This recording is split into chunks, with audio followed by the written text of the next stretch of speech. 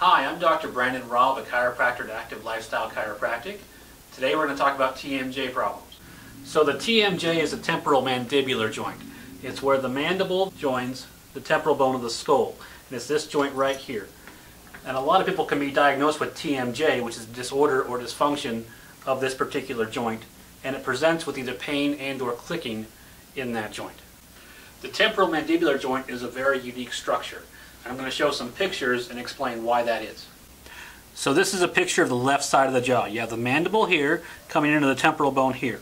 Between those two bones is this structure right here. It's a disc made of cartilage, but it's unusual because it is not sewn down to bone. It actually free floats.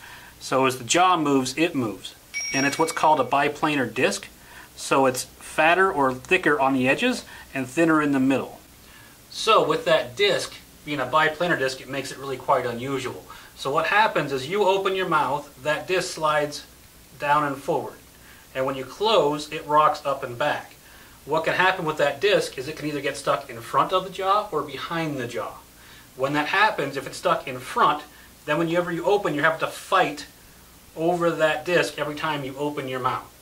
And then conversely, if it gets stuck behind every time you close your mouth, the jaw has to fight over it to close.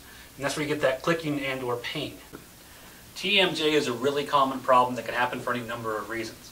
Some of those reasons are having your mouth open too long, like going to the dentist, or closing too extensively or too aggressively, such as clenching at night. Other reasons would be extensive gum chewing or chewing tough foods like steak. What happens is through that open and closing process over and over again, the disc typically either slides down or slides back and just gets jammed. So TMJ issues are fairly straightforward to resolve. The key is to get that disc to sit back on top of the condyle of the mandible. There's a couple of ways to do it, and one of them is using manual adjustments. If the disc has gone anterior, we just distract the jaw just a little bit so it can slide back up on top. If the disc has gone posterior, or behind the condyle, we open the jaw up and pull it back towards the back of the skull a little bit. Then as you close, it allows the condyle to grab that disc and slide it back up on top. Then there's another way that's a little bit more gentle, using an activator. And the same thing, we just distract down or help to shift that forward just a little bit so that condyle can recede on top. We hope this information better helps you understand what TMJ is.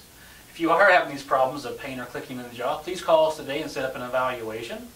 Otherwise, we hope this information helps you maintain an active lifestyle.